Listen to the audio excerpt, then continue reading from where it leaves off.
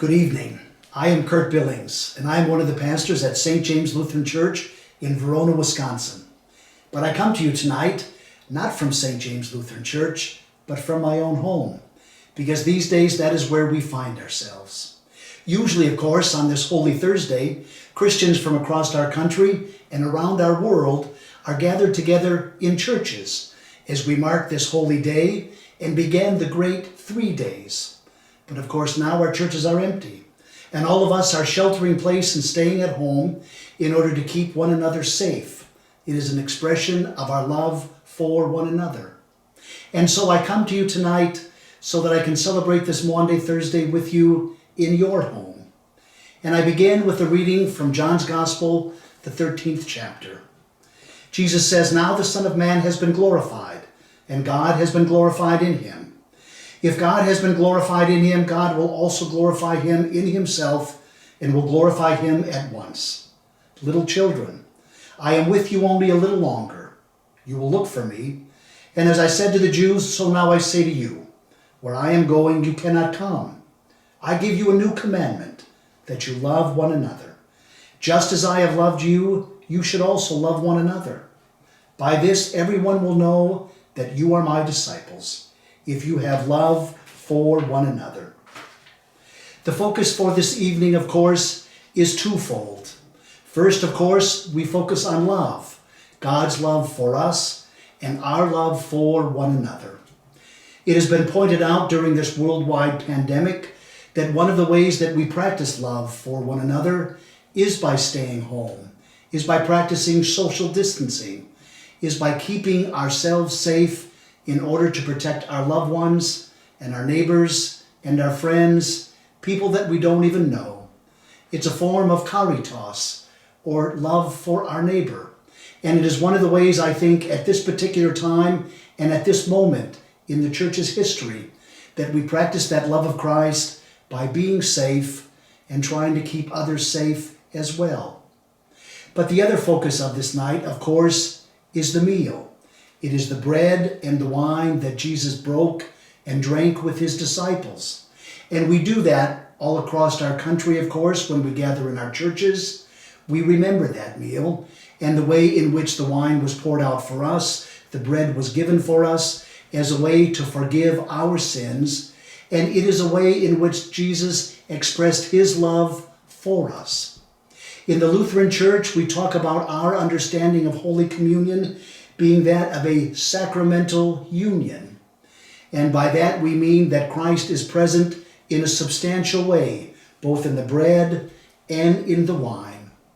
The way Luther described it is that it is a mystery, but somehow God is present in, with, and under the bread and the wine.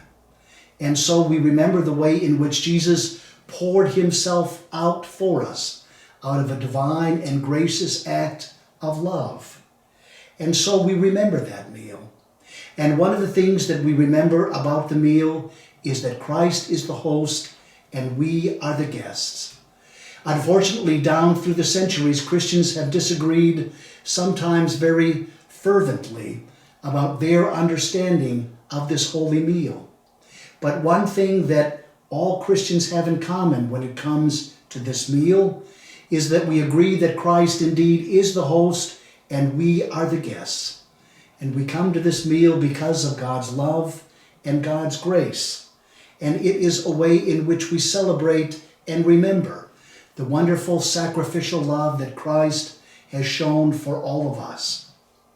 A number of years ago, I attended a conference on food at Princeton Seminary in New Jersey. And one of the things that the presenter said was that food is a way in which God shows his love in a very tangible and visible way for us. The presenter said that food is God's love made nutritious. Food is God's love made delicious.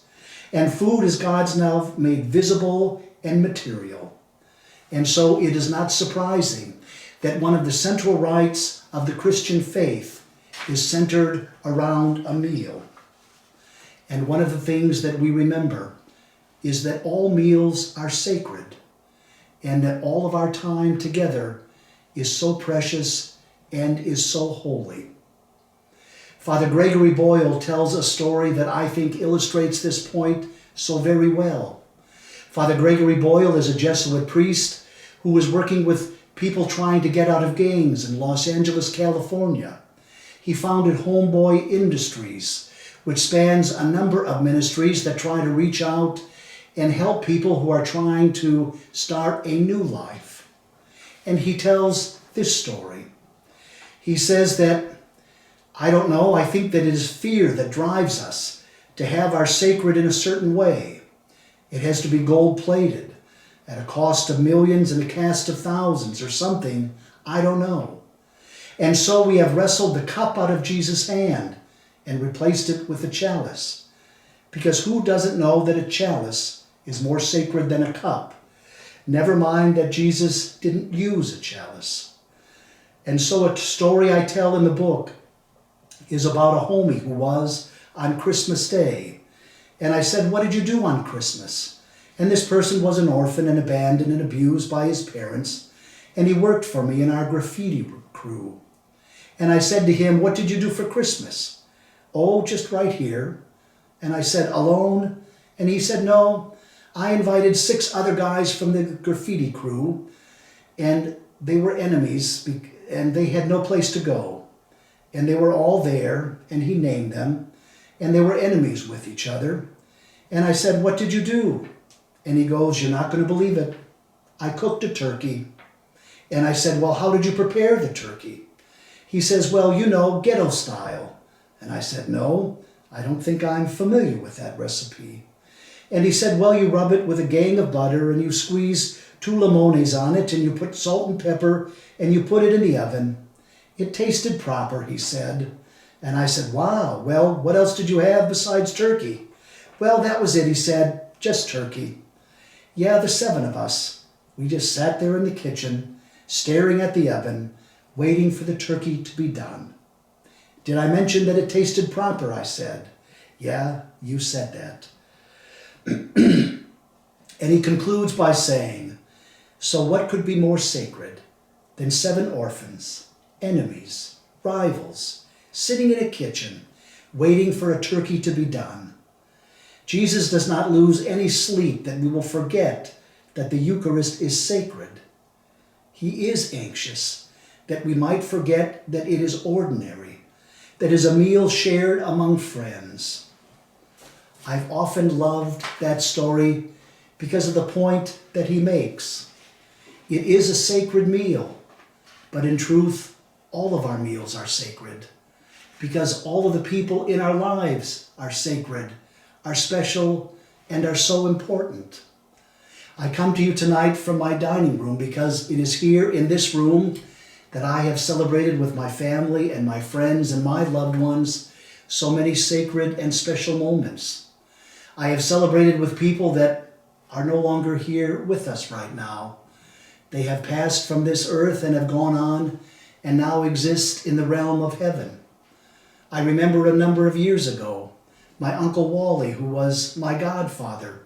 He and my aunt, who was my godmother, came down from Minnesota and had a meal with us.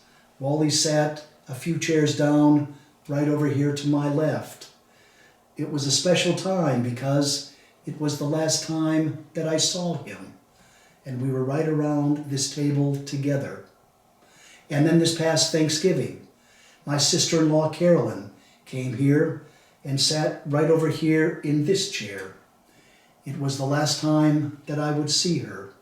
A few months later, she too passed away, and now is a part of the great heavenly host. And so when we gather together in our homes, we don't have this elaborate fancy chalice, and we eat more than just bread. But the meals that we do share are no less sacred, I think. Instead of having a chalice, we usually have a glass like this or like this. I happen to have one of my favorite bottles of wine. It happens to be Barolo from the Piedmont area in northern Italy, made from the Neboli grape. It is one of the ways in which I celebrate. And of course, the ways in which we celebrate is not only talking about the food that is on the table, but we remember all those that are around the table. And it is those people that are gathered that make our meals and our moments so special and so sacred. And so as you gather with your loved ones this Maundy Thursday, tomorrow on Good Friday, and a few days later on Easter Sunday, and on all the days ahead until we can gather together with one another again, please know that Jesus gathers with you. He is a guest at your meal, at mine, and it is His love and His grace that sustains us during this time. And so my hope and prayer is that you too remember that in your meals and in your time as you shelter at home with your family, Christ is present with you. And it is that that makes all of our meals and all of our moments sacred. And so I wish you well, that you will stay safe and stay strong until we gather together again. May God's blessings and God's peace be with you. Amen.